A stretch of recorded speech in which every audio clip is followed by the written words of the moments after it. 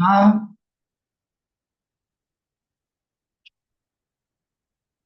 네, 이어가겠습니다.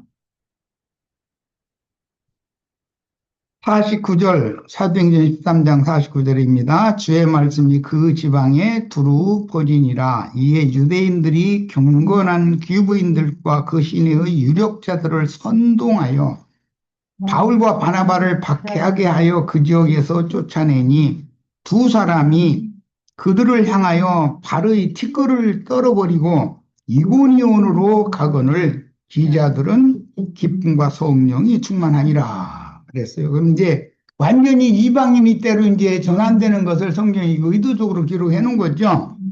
인자로 오셨던 예수를 배척하는 자들은 한 번의 구원의 기회가 더 주어지는데 오순절 이후에 제자들을 통해서 또 전도를 하면서 너희가 예수를 이렇게 배척하고 죽인 것은 너희가 알지 못하고 한 짓이다. 이제라도 예수 그리스도 이름으로 회개하고 돌이켜서 죄 씻음을 받으면 너희를 위하여 예정하신 그리스도 예수를 하나님 보내주실 것이다. 예, 그렇게 전도가 또 되죠. 그 영으로 재림하신 주님께서 사도들을 통해서 전하시는 구원의 말씀까지도 배척하면 지금 바울과 바나바가 전하는 이 구원의 말씀을 배척하는 유대인들은 이제는 더 이상은 구원의 기회가 없다라는 걸 알 수 있는 거예요. 구원의 기회를 잃게 되며 구원의 말씀은 이방인들에게 주어지고 이방인들이 그리스도께 접붙임을 받는 시대의 전환이 실현되는 것입니다. 그 시간 말씀을 우리들이 이제 잘 새겨서 들었다면 오늘 우리가 나눠야 되는 말씀의 중심 주제인 예, 유대인들이 이방인을 개돼지라고 이렇게 경멸하는 그런 말투로 이방인들을 그렇게 불렀지만 예수님이 또 개들도 예, 개들에게 던짐이 마땅치 않다 이렇게 말씀하셨을 때 그 개라는 것은 애완견을 말한 것이기 때문에 경멸하는 그런 개라는 용어가 아니라는 거예요. 그래서 이제 이런 거에 대해서 이해를 잘 하셔야 돼. 첫 시간 말씀을 잘 이해를 하면 말하고자 하는 의도를 잘 이제 이해할 수가 있을 거예요. 자, 오늘 우리 이 세대에 이제는 이방인의 충만한 수가 찼으므로 구원의 말씀은 다시 열두 지파에게로 돌아가는 새 시대를 맞게 되었는데 계시록의 일곱 눈에게 맡기신 영원한 복음 계시록 10장 내용이죠. 예, 곧 힘센 천사가 증인들에게 먹게 하신 열린 작은 책의 말씀으로 그 영원한 복음이라고 그래요. 공방의 해돋는 곳에서부터 올라온 천사에게 하나님의 인을 맞은 열두 지파의 전도 사역이 실행되는 새 시대를 맞는 때가 임박한 상황에 우리가 와 있다. 지금 이런 이야기는 에, 기독교인들이 들으면 그 때와 시기에 대하여 이게 뭐 예언을 한다 그래가지고 굉장히 경계하지요. 그런데 기왕 말을 했으니까 한 가지만 더 그러면 운을 좀 띌 필요가 있어서 첫 아담으로부터 예수님까지 4천년이라는 시간이 흘렀어요. 아브람까지 2000년, 아브람부터 예수님까지 2000년, 4000년이란 시간이 흘렀어요. 신약 교회 시대는 거의 절반의 기간이에요. 2000년이라는 시간이 흘러가는 거예요. 오는 새 시대인 천년왕국이라는 건 또 절반이에요. 2000년 절반이 1000년이잖아요. 뭐 4000년, 2000년, 1000년 하면 그게 7000년이 되는 거예요.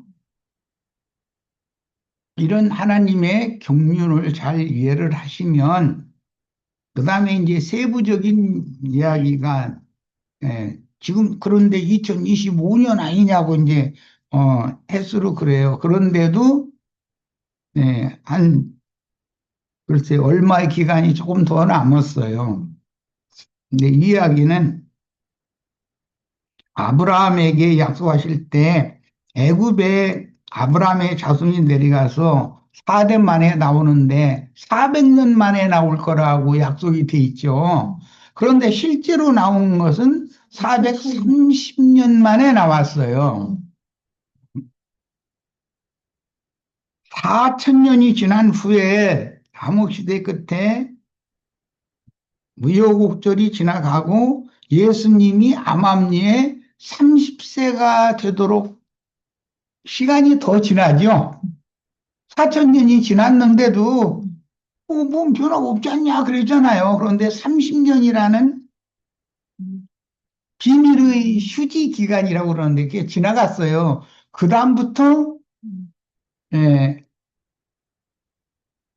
예수님의 그 사역을 위해서 요한의 사역이 있었고 인자 예수의 사역이 있었고 그다음에 성령의 사역부터 이제 진짜로 시작 시대로 오는 거예요. 그러니까 이런 것을 생각하면 2000년이 지났는데도 아직은 약간의 시간이 더 남았다는 것을 우리는 짐작할 수 있잖아요.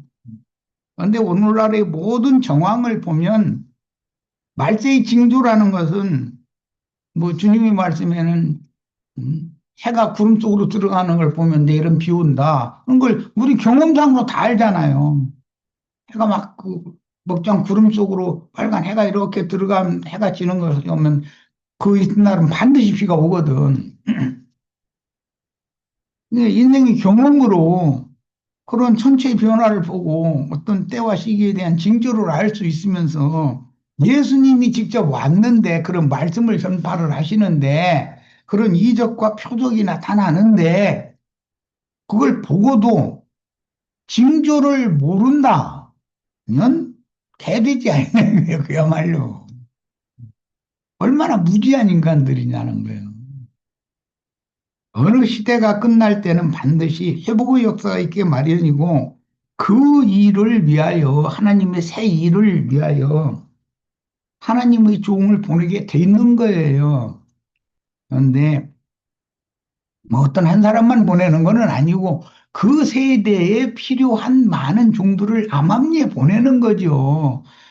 말씀을 가르침 받는 사람들이 분별력이 필요하지 이제 듣는 사람들은 들을 귀가 있어야 되는 거죠.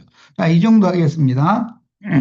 이제는 이방인의 충만한 수가 찼으므로 구원의 말씀은 다시 12지파에게로 돌아가는 새 시대를 맞게 되는데 계시록의 일곱 영 일곱 눈에게 맡긴 영원한 복음 곧 힘센 전사가 증인들에게 먹게 하신 열린 작은 책의 말씀 이건 계시록을 말하는 거예요. 공방의 해돋는 곳에서부터 올라온 천사에게 천사 드려요 이거는 하나님의 예, 그, 거기 보면 왕들이라고 그랬죠. 유브라 마른 유브라데를 건너서 동방의 해돋는 곳에서부터 어, 아마겟돈으로 이렇게 왕들이 온다고 그랬어요. 그런데 귀신의 영들도 온 천하에 가서 미혹의 거짓말을 해가지고 음, 원수의 군대를 아마겟돈이라고 하는 것을 또 모은다는 거잖아요. 그럼 거기서 이제 대접전이 벌어지는 거예요. 지금 예수님이 표상적으로 이런 가나안 땅의 대접전을 시작을 한 것을 예시한다. 오늘 우리가 나누는 말씀이. 그럼 시대의 끝에도 새 시대를 위해서 당연히 한 시대, 지난 시대를 종결하고 새 시대를 연결을 해야 되니까 그 일은 또 있어야 되잖아요. 요한이 먼저 보냄을 받아서 길을 닦고 놓으면 예수님이 오셔서 그 일을 이루어놓아야 되는 이것은 반복되기 마련이다라는 거예요. 그건 굉장히 수위가 높은 얘기를 자꾸 아슬아슬한 얘기를 자꾸 하게 되네. 잘 귀를 열고 들으시기를 바래요. 성경에서 이스라엘 집의 잃어버린 양이라는 표현은 구약 성경의 선민 이스라엘을 하나님의 양이라고 표현했던 선지자들의 증거에서 유래한 말로서 이스라엘 백성들을 이스라엘 하나님의 양이라고 표현하잖아요. 세상 죄를 지고 가는 하나님의 어린 양이로다 그러면 사람 예수를 말하는 것이지 무슨 풀 뜯어먹는 양을 말하는 건 아닌 것처럼 그렇다는 거예요. 선지자들의 증거에서 유리한 말로서 이스라엘이 그들의 참 목자 되시는 예수님을 오히려 거부하고 배척했기 때문에 결국 먼저 택하심을 받았던 이스라엘은 제사장 나라로 부르신 거예요, 이스라엘을. 하나님의 잃어버린 양들이 되고 오히려 그들에게 개돼지 취급을 받던 이방인들이 회개하고 복음을 믿음으로 구원을 얻는 시대가 바꿔진다. 지금 교회 시대에서 천년왕국 시대로 바꿔지는 경쟁에 우리가 와 있다는 걸 내가 지금 얘기를 한 거예요. 이제는 영적 이스라엘인 신약 교회 시대에 세상 교계는 예수님과 사도들의 사역 당시 이뤄진 양들이 되었듯이 하늘에 간직한 영원한 기업을 상속할 후사들인 장자들의 교회가 나은 이기는 자들, 곧 아까 내가 이기는 자의 근원은 야곱이 이스라엘이 될 때 그게 이기는 자죠. 일곱 영이 외치는 곳으로 와서 저희 주께서 이 남은 자를 위하여 예비한 곳이 있다고 그랬어요.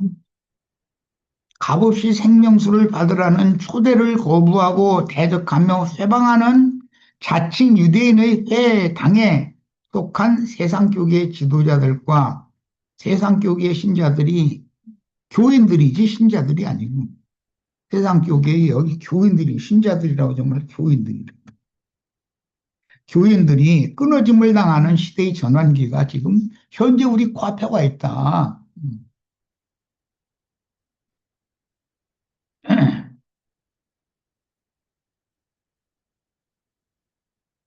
그 다음에 마태복음 15장 25절 인용을 봅니다. 이제 여자가 와서 이건 가난안 여자 수르보니의 여자예요. 예수께 절하며 이르되 주여 저를 도우소서 그랬어요. 가난안 여자의 이런 적극적인 행동은 구약 성경에서 여호수아에게 와서 절하면서 먼 이방 나라에서 온 행객들로 변신했죠. 떡도 다 곰팡이 난 거, 옷도 헤어진 거, 막 신발 다 낡은 거, 뭐 그런데서 여호와를 찾아오느라고 이렇게 왔다고. 그러니까 여호수아가 그들과 언약을 체결해 버렸죠. 여호와 이름으로 한번 계약을 하면 파기할 수 없는 거잖아요. 근데 그게 사실은 근처에 있던 기브온 족속이었다는 거죠. 생명의 언약을 받아낸 그들이 느디님 사람들이 되었죠. 이 느디님이라는 말은 하나님의 성전에 바쳐진 자들, 예? 성전 봉사자들 또는 성전 노예들이라는 그런 뜻이에요. 도우소서는 부르짖음의 뜻인 보혜와 달리다라는 뜻인 대오가 합성된 보혜대오의 명령형으로 긴급한 구조를 요청할 때 사용하는 말인데 예수께서 자신의 요청에 대하여 가난한 여자가 소리를 지르는데 예수님은 응대를 안 했다고 그러잖아요. 그러면 제자들이 저 여자 그냥 돌려보내시라고 그러니까 그 다음에는 응대를 또 하셔 이제 돌려보내시는 게 아니라 이제 내용이 이렇게 흘러갔어요. 가난한 여자는 더욱더 주님이 응답이 없으니까 더욱더 간절하게 예수님의 도움을 구하였던 것이다. 이것은 여호수아 9장과 10장에서 먼 데서 온 사람들인 것처럼 행객들로 변신한 이방인들이 하나님의 성전에 드려진 봉사자로 받아들여지는 그런 그림을 실현하는 얘기다. 이거는 앞에서 이방 여자 아스낫을 통해서 요셉이 두 아들을 낳았는데 두 아들을 야곱이 자기의 것으로 입적을 시켰죠. 그런 것을 지금 실현한 얘기다 이거야. 구약 성경에 여기저기 나오는 이방인들이 어떻게 히브리인들에게 접붙임을 받는지, 즉 휘오데시아가 되는지, 그 헬라어로는 휘오데시아라고 그러는데 그것을 지금 예수님이 지금 성취하시는 중이다. 음. 자, 마태복음 15장 26절에요. 대답하여 이르시되 자녀의 떡을 취하여 개들에게 던지니. 자, 여기 이제 이 개들이라는 이 용어가 유대인들이 이방인들을 경멸하는 개들이라는 용어와는 전혀 개념이 다른 용어다 하는 거예요. 포악한 들개도 있죠. 늑대 이리 뭐, 들개떼들. 그런 개들이라는 그런 개념과 예수님이 어서 말한 개들이라고 말하는 건 애칭이다 이거예요. 우리가 특히 그 손자 보면은 하나님께서 할아버지 할머니한테 가라고 해가지고 그러니까 먼 데도 이렇게 하늘에서 왔어 우리 강아지 이렇게 말하죠. 자기 며느리나 자기 딸을 통해서 왔지 하늘에서 온 것이 아니래도 분명히 하늘이 보낸 천사라고 믿기 때문에 손자를 볼 때는 애칭으로 아이고 우리 강아지 이렇게 부르죠. 그건 셈족의 언어 관습이다 이거예요. 예수님이 지금 말한 이 개들이라는 것은 애완용 개를 부르는 그런 애칭으로 부르는 말씀이지 무슨 들개 포악한 이리 늑대 그런 개라는 용어를 말한 것이 아니에요. 근데 그 말하는 의도를 첫 시간 내가 이미 그 말씀을 드렸기 때문에 예수님은 복음의 제사장들의 대제사장으로 오셨기 때문에 당연히 이방인의 구원을 염두에 두고 지금 이 말씀이 흘러가고 있는 거다라는 것을 이해하셔야 돼요. 자, 자녀의 떡이란 하나님의 백성들에게 주시는 말씀을 의미하는 것이다. 이제 구약 시대에는 율법적으로 이 백성들이 삼절기에는 특히 의무적으로 다 성전에 모여서 잔치를 하니까 그때는 전이나 떡이나 뭐 이런 것을 막 그냥 몇백 광주리를 만들어야죠. 그냥 수백만을 다 먹여야 되니까 그것도 한 끼만 먹는 것도 아니고 7일 동안을 막 먹어대야 되는데 그걸 소제라고 그래요. 그 많은 전과 떡 중에서 대표로 기념 소제라고 하는 것은 번제단에 제사할 때 함께 던져서 태우고 나머지는 백성들이 나눠 먹는 거예요. 자, 그러면 태워진 그 소재 제물이라고 하는 것은 베드로의 동생이 누구였더라? 이름이 안드레. 음. 안드레가 내는 어린아이의 식물이다 이거예요. 소재 제물이 그게 대표 제물인 거예요. 그것을 하나님이 축사하고서 제자들을 통해서 수백 광주리로 이렇게 만든 것을 제사장들을 통해서 그 백성들에게 다 분배를 해야 되는 거거든.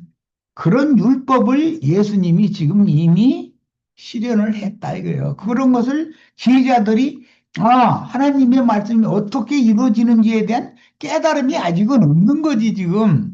그런데 우리는 이제 이런 말씀을 가르침 받으니까 하나님의 말씀이 이렇게 예수를 통해서 성취되는구나. 그걸 우리는 알 수 있잖아요.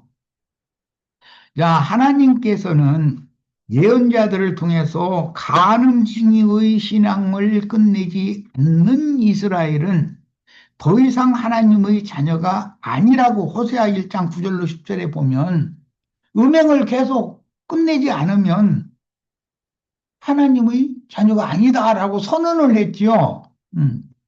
자, 그런데 이 말씀은 지금 유대 교인들은 자칭 자신을 의롭다고 여기고 자신들은 정결하다 하다고 여기고 있는 유대교 지도자들이나 유대 교인들은 영적 간음을, 음행을 끝내질 않기 때문에 더 이상은 하나님의 자녀가 아니라고 선언을 하는 중이다 이거예요, 이게 지금.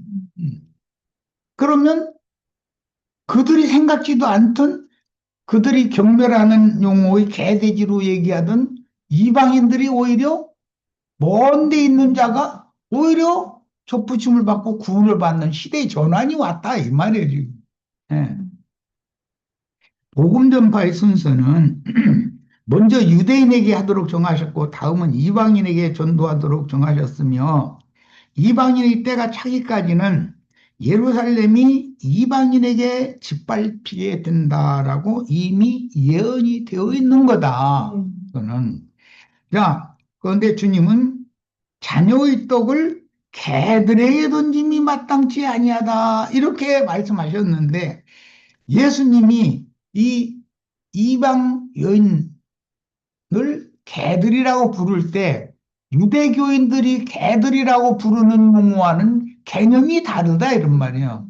자기 제일 사랑하는 손자 손녀를 아이고 우리 강아지 하늘에서 하나님께서 할아버지 할머니 계신 곳으로 빨리 가보라고 그래서 우리가 건대 이렇게 찾아와서 그뭔 소리인지 모르고 내가 하면서 왔다. 좋다고 해득거리지. 근데 그 말을 알아들려면 지가 할아버지 할머니한테 보면 이제 그때서 아는 거지 뭐. 그러지요. 그리고 그것이 할아버지 할머니에게는 얼마나 그 핏덩어리가 얼마나 위로가 되고 그 행복해요. 그 쳐다만 보고 이거 가는 걸 쳐다보면 사람 누구 아주 자지러져. 성경에서 이 개, 키온이라고 하는 이게는 별개, 이리, 늑대, 승냥이, 여우 등등을 일컫는 말이고 개들을 잡아라. 그 개들은 소날개당들이를 의미하는 말이었잖아요. 그런 용어와 이것은 모든 악한 종교 지도자들을 상징하고 약무리를 잡아먹는 몰지각한 목자들을 야유 또는 조롱하기 위해서 사용되는 용어다. 사나운 들깨와 본문에 나오는 퀴나리온이라고 하는 것은 애완견을 부르는 애칭이다 이거예요. 강아지라고 부르는 애칭. 음. 이게 그 의미를 잘 이해를 하셔야 돼 이제. 자, 마태복음 15장 27절로 28절입니다. 여자가 이르되 주여 올소이다마는 개들도 주님이 개들이라고 했기 때문에 이 개들이라는 말은 나를 포악한 유대인들이 나를 이방 개돼지 할 때 사용하는 그런 용어로 사용하시지 않고 내 강아지 이렇게 이뻐하는 말로 표현을 한 것을 여자는 얼른 알아들은 거예요. 이 셈족들은 내 강아지 하면은 진짜 강아지가 아니잖아. 손자, 손녀지. 그런 것과 같은 의미로 딱 알아들었단 말이야. 제 개들도 제 주인의 상에서 떨어지는 부스러기를 먹나이다 하니 이 부스러기라는 건 조각이라는 말이에요. 앞에서는 12바구니 5천 명이 배불리 먹고 남긴 조각들을 거두었는데 12바구니가 됐다 이렇게 나왔죠. 그 조각, 부스러기란 말이에요. 부스러기 떡이란 말이에요. 뭐 큰 틀로 말하자면 사복음서에 나온 예수님의 말씀은 이게 떡 덩어리라고 볼 수 있고 로마서에서 유다서까지는 쪼가리 쪼가리 쪼가리죠. 그래서 조각복음이라고 그러죠. 쪽복음 뭐 이렇게 말하죠. 단 이제 고아원에서 그 요한복음 한 권만 딱 이렇게 지금처럼 게 좋은 인쇄가 되어 있는 것도 아니고 그냥 종이도 그거 저 마분지라고 하는 그런 종이에다 이렇게 어줍잖게 한 거 그걸 가지고 예, 성경을 이제 강제로 외우게 만들고 이제 그런 신앙의 입문을 강제로 하게 됐는데 그게 뭐냐? 쪽복음이다, 쪽복음. 그 요한복음만 읽어서는 안 되죠. 사복음을 다 읽어야 되는 것이고 로마서에서 유다서까지 모든 조각조각들을 다 읽어야 되는 것이지. 그래서 전체를 봐야 되잖아요. 이제 그런 개념을 이해를 하시게 떡 동이떡이라는 말과 떡 조각이라는 말을 이해를 잘 하시기를 바래요. 예수님이 가난 여자에게 사용하신 개들이라는 언어 유의는 이것 보고 언어 유의라고 그러죠. 이런 것 보고 자기 동족보다 더 귀엽다는 애칭이었다. 자기 동족인 유대인보다 네가 더 사랑스럽다 그 말에 사실은 어, 약하고 어린 양들을 물에다가 찢어서 잡아먹는 사나운 육식 짐승들인 금수 종류의 들깨, 늑대라고 칭하지 않으신 의미를 헬라인들의 비유법으로 이 여자는 이미 알아들었다는 거예요. 예수님 말씀하시는 그 비유의 뜻을. 야, 이것이 이심전심 통해야 하지요. 룻과 보아스가 만나도 서로 얼굴 쳐다보고, 그냥, 뭐, 얼굴만 이렇게 쳐다보고, 뭐, 맹송맹송하면 뭔 일이 이루어지겠어? 뭔가 통해야지. 음? 헬라인들의 언어 비유법으로는 사랑하는 어린 자녀를 강아지 예수님이 개들 또 할 때 큐나리온이라고 한 것은 애칭이다. 강아지. 그러며 그 다음에 성숙한 여인이 남편의 사랑을 받기를 원하는 마음을 뭔가를 말이나 어떤 행동으로 표현한 것 보고는 헬라인들은 그냥 아이고 저 고양이 같은 것이 이렇게 말하는데 그게 무슨 발톱 막 이렇게 내미는 고양이가 아니고 지금 발톱을 감추고 주인에게 이렇게 안겨드는 그런 고양이를 말하는 거거든. 그렇게 부른다는 거예요. 개, 고양이, 애완동물 이름으로. 이것은 언어의 후이라고 그래요. 히브리인들이 자신을 낮출 때는 또 개라고 인정하는 것은 그게 이제 경멸할 때 개 혹은 돼지라고 말을 자주 하기 때문에 자신은 상대방에게 극도로 빈천한 자요 하찮은 존재라고 시인하는 의미가 있으므로 이게 개라는 용어가 여러 가지의 용도로 사용된다는 거죠. 귀인 앞에서 자신을 극도로 비하하는 표현은 죽은 개 또는 뭐 개와 같은 나라는 말을 히브리인들은 관용어로 늘상적 일반 생활 용어로 사용을 그렇게 했다는 거예요. 성경에도 보면 개대강 같은 날 뭐 이런 얘기가 나오죠. 이게 자신을 극도로 높은 자 앞에서 비하할 때 그렇게 표현을 하기도 했어요. 그래서 주님이 말씀하신 그 똑같은 용어 퀴나리온이라고 하는 애완견을 염두에 두고 개들도 개들에게 던지기 마땅치 않다 하는 주님의 말씀의 그 개들이라는 용어를 이 여자가 다시 확인을 해가면서 개들도 제 주인의 상에서 떨어지는 부스러기를 먹나이다라고 응대를 했다는 거예요. 이게 말이 통하는 거죠, 지금.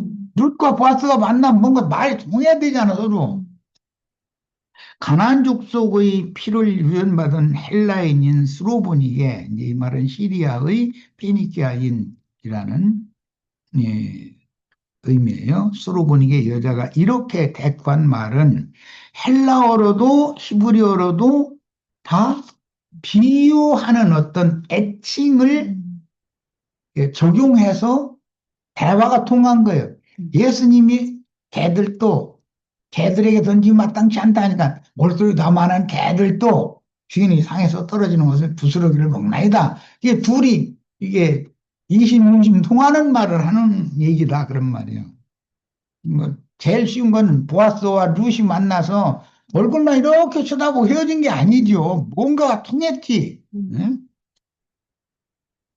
자, 율법의 개라는 용어를 보겠습니다. 신명기 대표적으로 3장 18절인데 창기가 번 돈과 개 같은 자의 소득 이것은 문창을 일러서 경멸하는 말을 때 개 같은 자 이렇게 말한 거예요. 이 창기나 개 같은 자는 같은 개념이지. 싸잡아서 말하자면 도둑은 어떤 소원하는 일로든지 네 하나님 여호와의 전에 가져오지 말라. 이 둘은 다 네 하나님 여호와께 가증한 것임이니라 그랬어요. 창녀가 번 돈이나 개 같은 자가 번 돈은 예, 그래서 개 같은 자라는 것은 경멸하는 말이다 이거예요.